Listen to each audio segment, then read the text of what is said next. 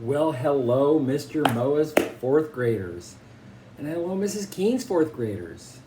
And hello, Mrs. Phillips's fourth graders. And hello to anybody else who might be listening. We're back for chapters 7, 8, and 9 of Island of the Blue Dolphins by Scott Odell. And it's going to get good today. It was pretty good last time, wasn't it? Let's see, Captain Orloff and the Aleuts were, the people were afraid they were going to leave in the middle of the night and rip them off after taking all those otter pelts. And sure enough, they were packing up to leave, and they offered to pay him what? I think it was in jewelry, wasn't it? Beads, yeah. And then an argument took place about how many beads would be worth it, and then a horrible fight broke out. And many of Karana's people were killed. A lot of the men were killed, and Captain Orloff got in his boat, and he fired a cannon at him, and the Russian man and all the Aleuts took off in the boat with the two red sails.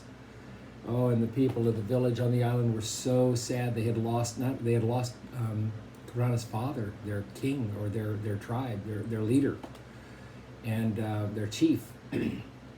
And they had lost so many of their fathers and brothers and sons, and all the people were so sad. And they tried to make a go of it, and then they had a new chief. I think his name was Kimki, wasn't he? And he decided he was going to leave and try to find the place that he went to when he was a boy.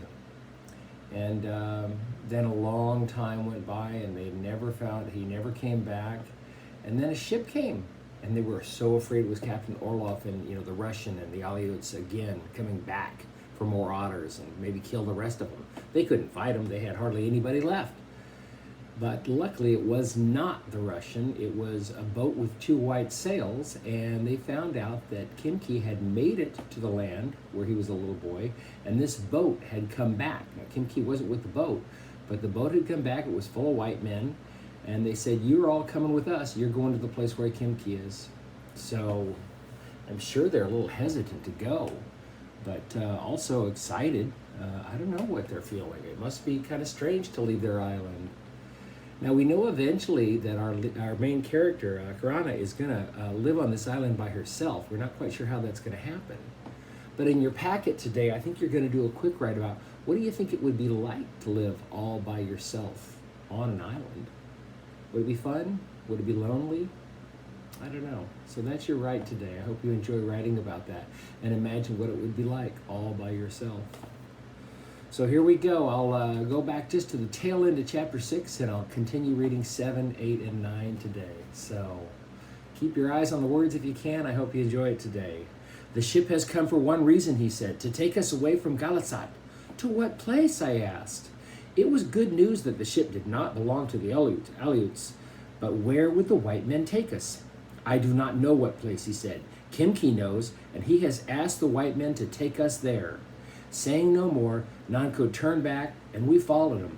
We were fearful of where we were going, yet we were happy too. Here we go, chapter 7. Island of the Blue Dolphins by Scott Odell. We took nothing with us. We thought we would have to flee. So there was much excitement as we packed our baskets. Nanko strode up and down the houses, urging us to hurry. "The wind grows strong," he shouted. "The ship will leave you." I filled 2 baskets with the things I wished to take: 3 fine needles of whalebone, an awl for making holes, a good stone knife for scraping hides, 2 cooking pots, and a small box made from a shell with many earrings in it. Ulap, remember that's her sister, had 2 boxes of earrings, for she was vainer than I. Vain means you care about how you look. Oh, I need to look so pretty, I'm so vain. So she thinks her sister's vain. And when she put them into her baskets, she drew a thin mark with blue clay across her nose and cheekbones. The mark meant she was unmarried. "The ship leaves us," shouted Nanko. "If it goes," Ulap shouted back, "it will come again after the storm." My sister was in love with Nanko, but she laughed at him. "Other men will come to the island," she said, "and they will be far more handsome and brave than those who leave. You are all women of such ugliness that they will be afraid and soon go away." The wind blew in fierce gusts as we left the village, stinging our faces with sand. Ramo, remember that's her little brother, Ramo hopped along far in front with one of the baskets, but before long he ran back to say he had forgotten his fishing spear. Nanko was standing on the cliff motioning for us to hurry, so I refused to let him go back for it. The ship was anchored outside the cove, and Nanko said that it could not come closer to shore because of the high waves. They were beating against the rocks with the sound of thunder. The shore, as far as I could see, was rimmed with foam. The two boats were pulled up on the beach. These must be smaller boats. 2 boats pulled up on the beach. Beside them stood 4 white men, and as we came down the trail, one of the men beckoned us to walk faster. He spoke to us in a language which we could not understand. The men of our tribe, except for Nanko and Chief Matasiap, were already on the ship. My brother Ramo was there too, Nanko said. He had run on ahead after I told him he could not go back to the village for his spear. Nanko said that he had jumped into the first boat and left the cove. Matasiap divided the women into 2 groups, and then the boats were pushed into the water. And while they bobbed about, we scrambled onto them as best we could. The cove was partly sheltered from the wind, but as soon as we went through the passage between the rocks and into the sea, great waves struck us. There was much confusion. Spray flew. The white men shouted at each other. The boat pitched so wildly that in one breath you could see the ship, and the next breath it had gone.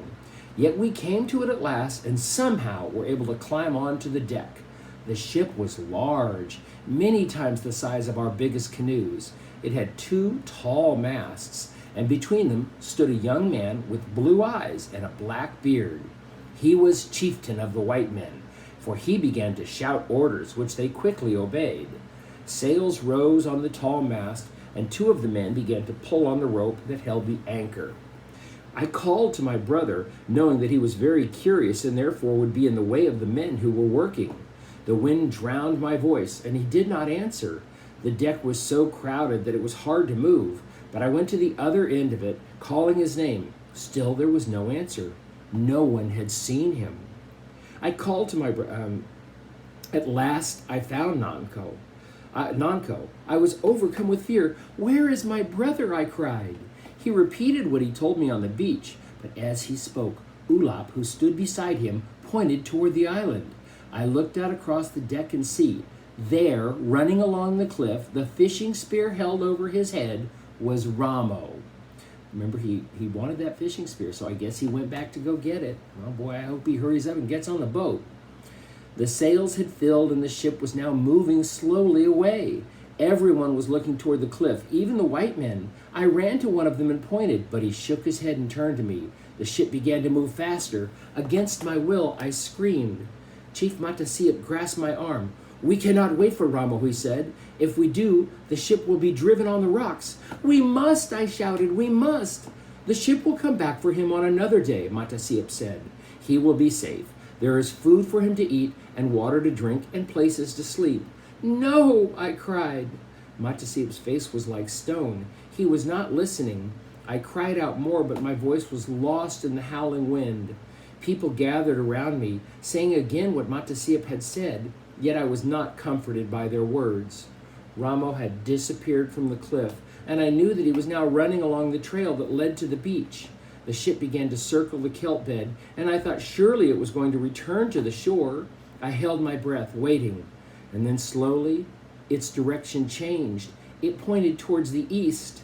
At that moment, I walked across the deck, and though my hands tried to hold me back, I flung myself into the sea.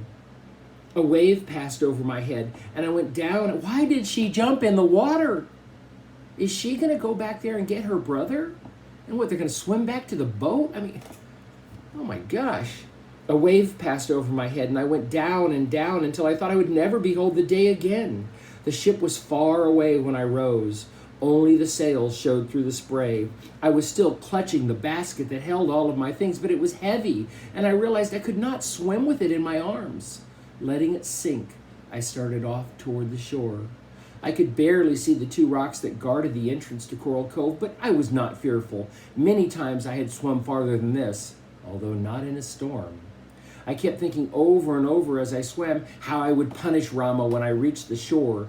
Yet when I felt the sand under my feet and saw him standing at the edge of the waves holding his fishing spear and looking so forlorn, that means sad, I forgot all those things I planned to do. Instead, I fell to my knees and I put my arms around him. The ship had disappeared. "When will it come back?" Ramo asked. There were tears in his eyes.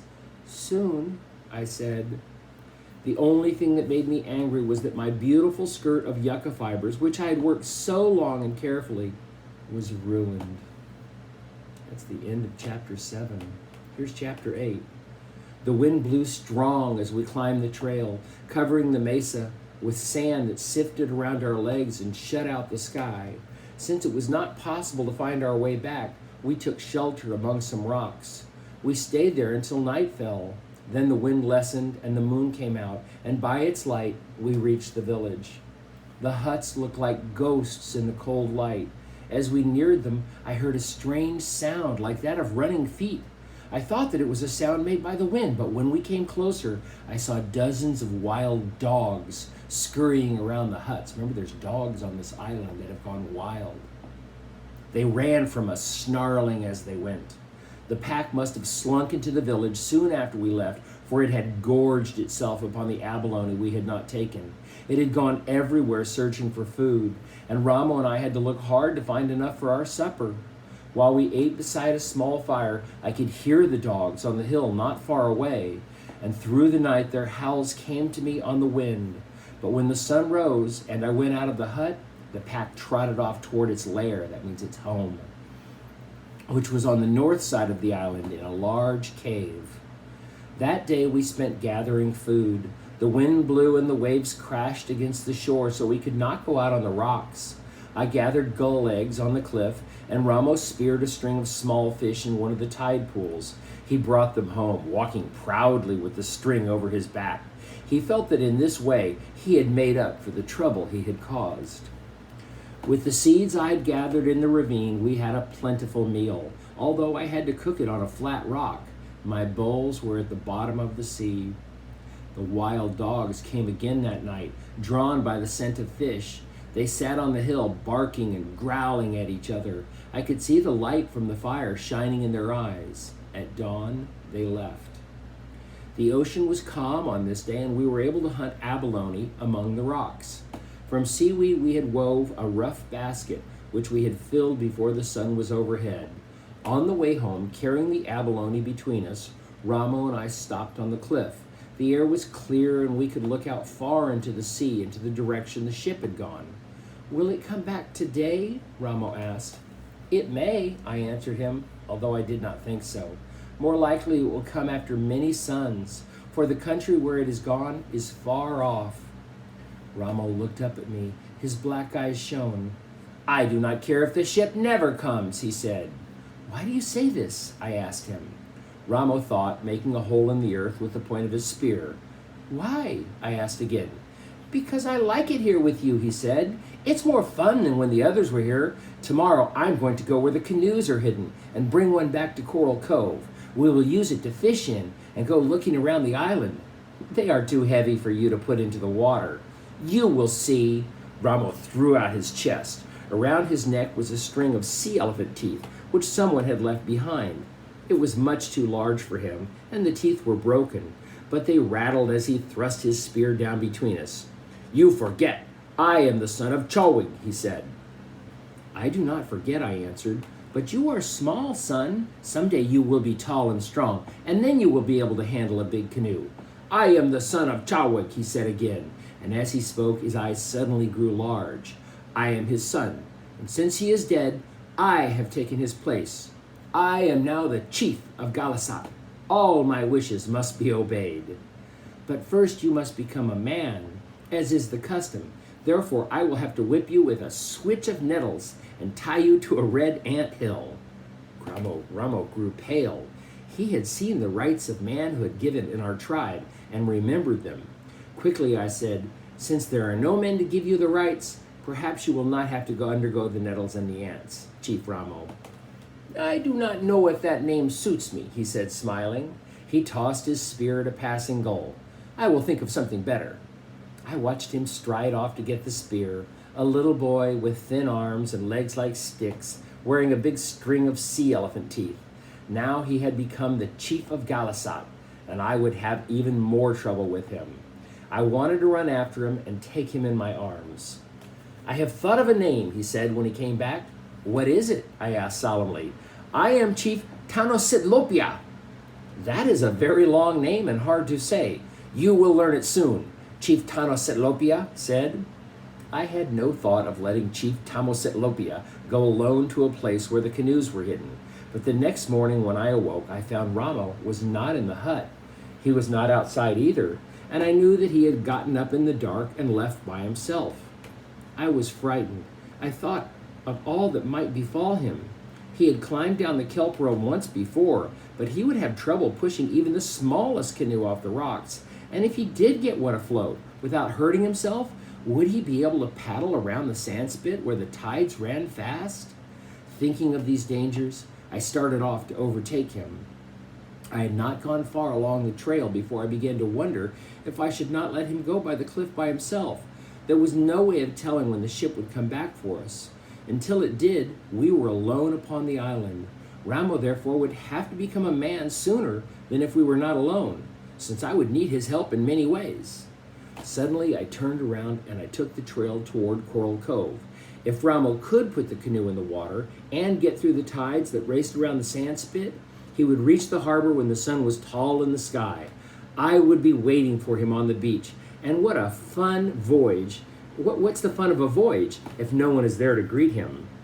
I put Ramo out of my mind, and I searched the rocks for mussels.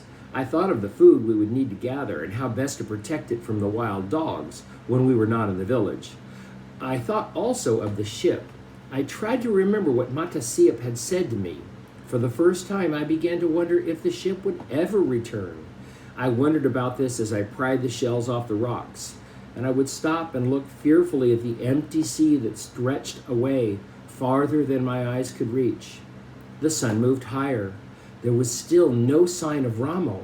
I began to feel uneasy. The basket was filled, and I carried it up to the mesa. From here, I looked down on the harbor and farther along the coast to the spit that thrust out like a fishhook into the sea. I could see small waves sliding up the sand and beyond them, a curving line of foam where the currents raced. I waited on the mesa until the sun was overhead, and then I hurried back to the village, hoping Ramo might have come back while I was gone. The hut was empty. Quickly, I dug a hole for the shellfish and rolled a heavy stone over it, hoping to protect them from the wild dogs, and I started off toward the south part of the island. 2 trails led there, one on each side of a long sand dune. Ramo was not on the trail I was traveling, and thinking he might be coming back out of sight along the other one, I called to him as I ran.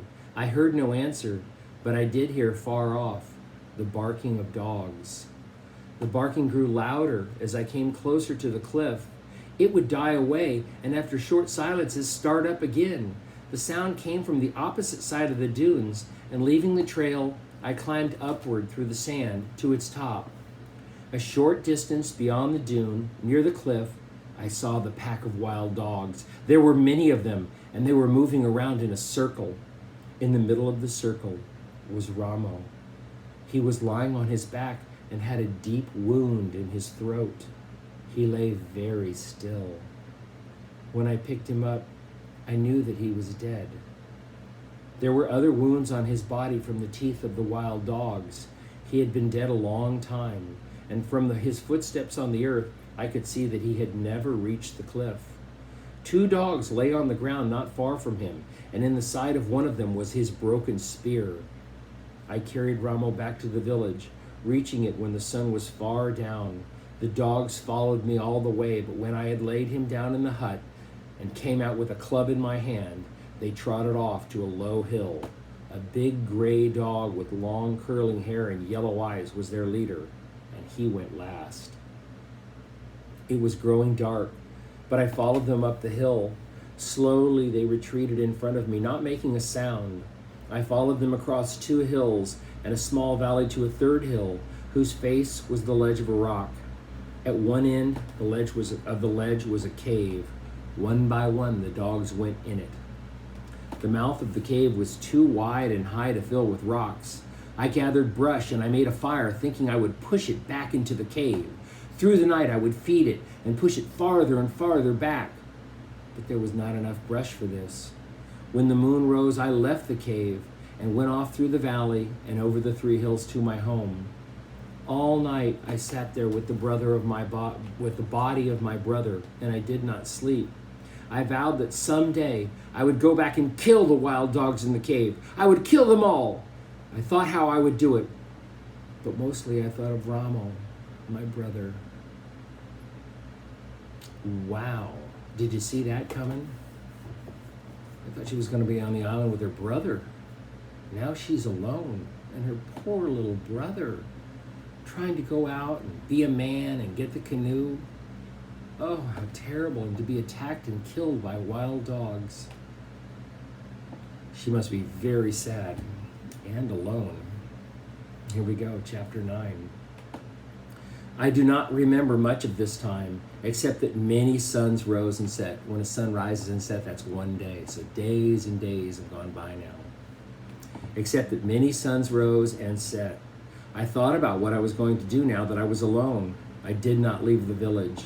Not until I had eaten all the abalones did I leave, and then only to gather more.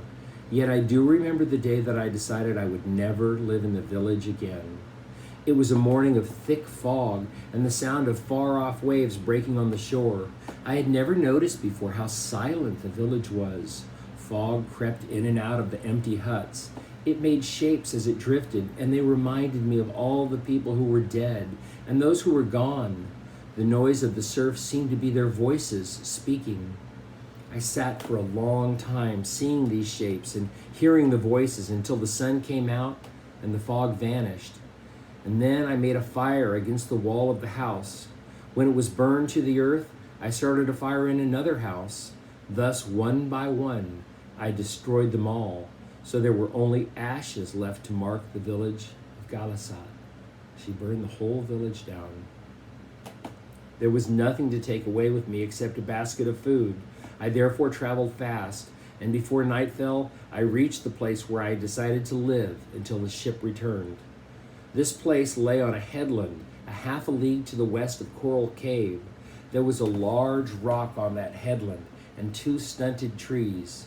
Behind the rock was a clear space, about 10 steps across, which was sheltered from the wind, from which I could see the harbor and the ocean. A spring of water flowed from a ravine nearby. That night, I climbed onto the rock to sleep. It was flat on top and wide enough for me to stretch out. It was also high from the ground. I did not need to fear the wild dogs while I was sleeping. I had not seen them since the day they had killed Ramo, but I was sure they would come back to my new camp. The rock was also a safe place to store food, and I had brought with me everything I should gather. Since it was still winter and any day the ship might return, there was no use to store food I would not need. This gave me time to make weapons to protect myself from the dogs, which I felt sometime would come to attack me, and I would kill them all, one by one. I had a club I had found in one of the huts, but I needed a bow and arrows and a large spear. The spear which I had taken from the slain dog was too small. It was good for spearing fish, but little else.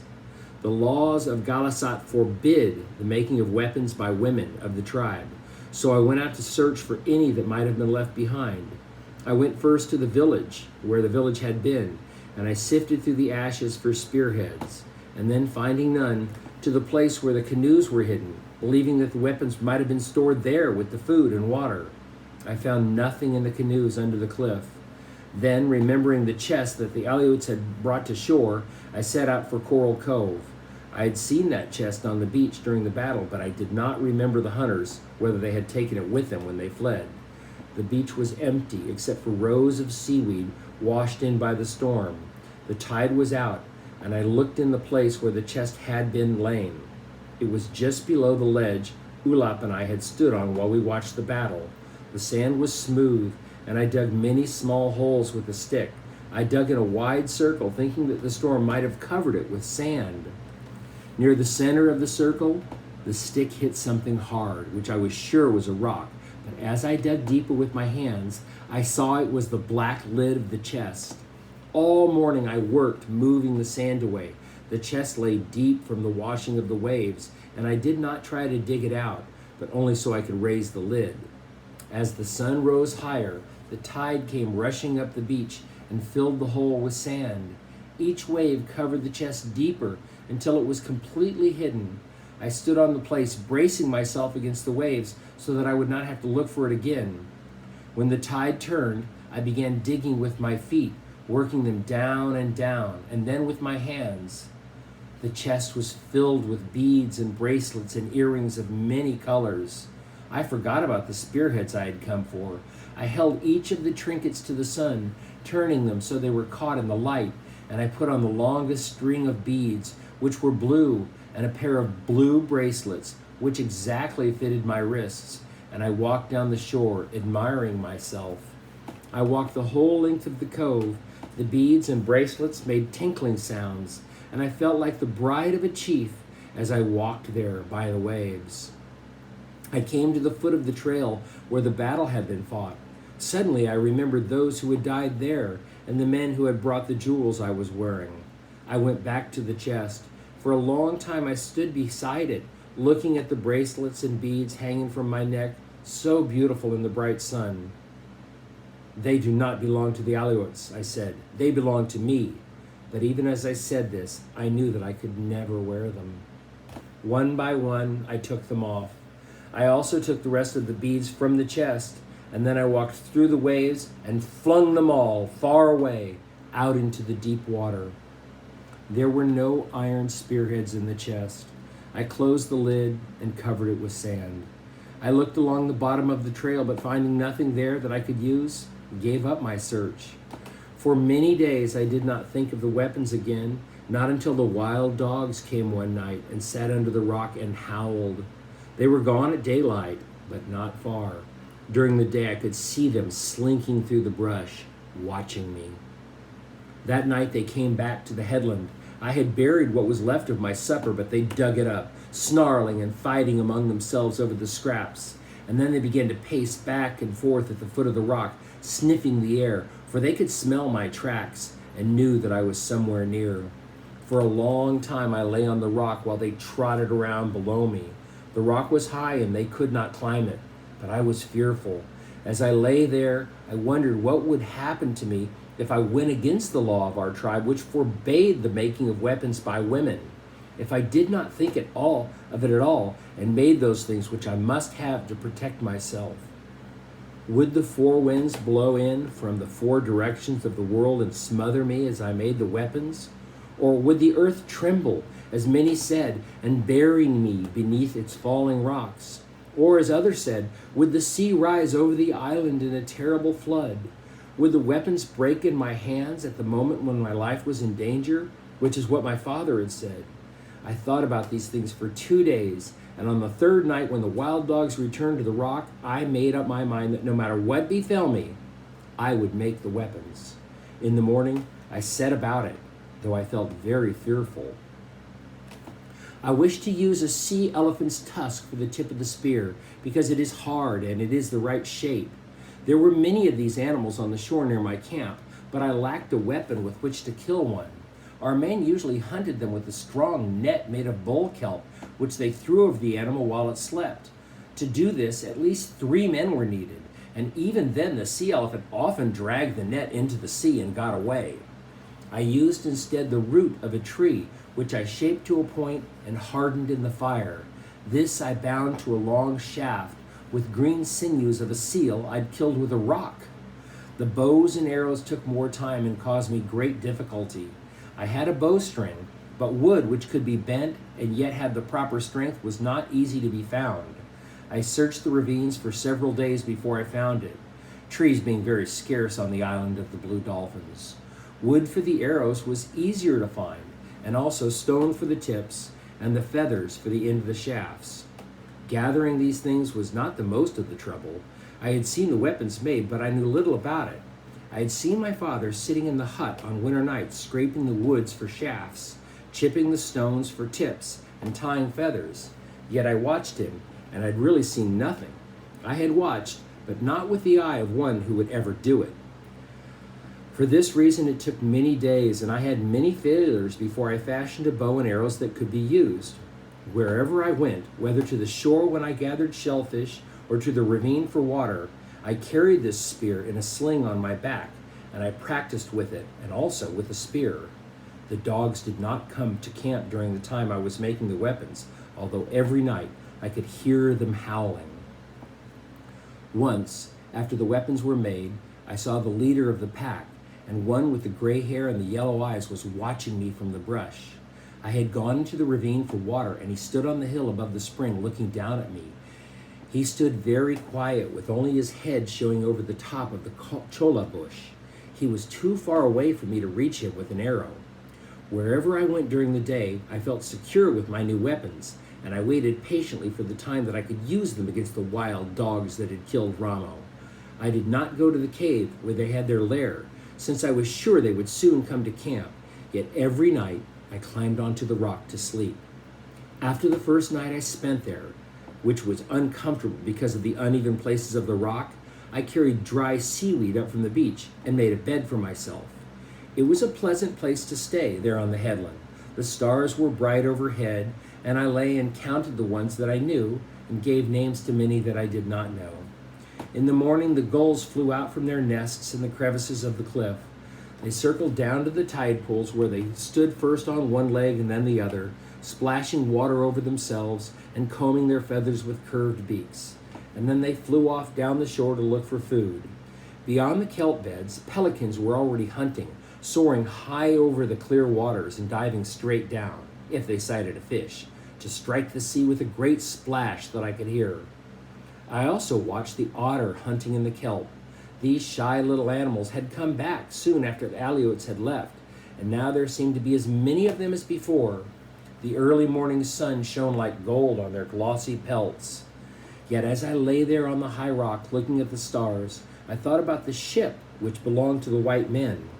And at dawn, as lights spread across the sea, my first glance was toward the little harbor of Coral Cove. Every morning I would look for the ship, thinking that it might have had come in the night, and each morning I would see nothing except the birds flying over the sea. When there were people at Galasat, I was always up before the sun and busy with many things. But now that there was little to do, I did not leave the rock until the sun was high. I would eat and then go to the spring and take a bath in the warm water. Afterwards, I went down to the shore, where I could gather a few abalotes and sometimes spear a fish for my supper. Before darkness fell, I climbed onto the rock and watched the sea until it slowly disappeared into the night. The ship did not come, and thus winter passed, and the spring. Wow, 6 months passed. She's alone on the island, waiting for that ship to come back. She's made weapons. They had some law that women weren't supposed to make weapons, and she thought she should obey that. Was that smart? Should she have obeyed the law, or should she have said, no, I need these weapons. I don't care. I'm a woman. I'm going to make these. I'm a girl. I'm going to make these weapons. What a funny law. So now she's got weapons. 6 months have gone by. Do you think she's going to face those dogs? I wonder if they're ever going to come after her. Well, that was the end of chapter 9. Kind of a sad chapter, sad 3 chapters. So for your right, think about that. Do you think you'd like living on an island all by yourself? Do you think Corona likes it? You could do what you wanted. You would be in charge, but it might be very lonely. You might miss your friends and your family. Yeah. Well, something to think about. And don't forget to do all the questions in your packet. And I'll see you next time for chapters 10, 11, and 12 next time. All right, see you then. Adios, my friends.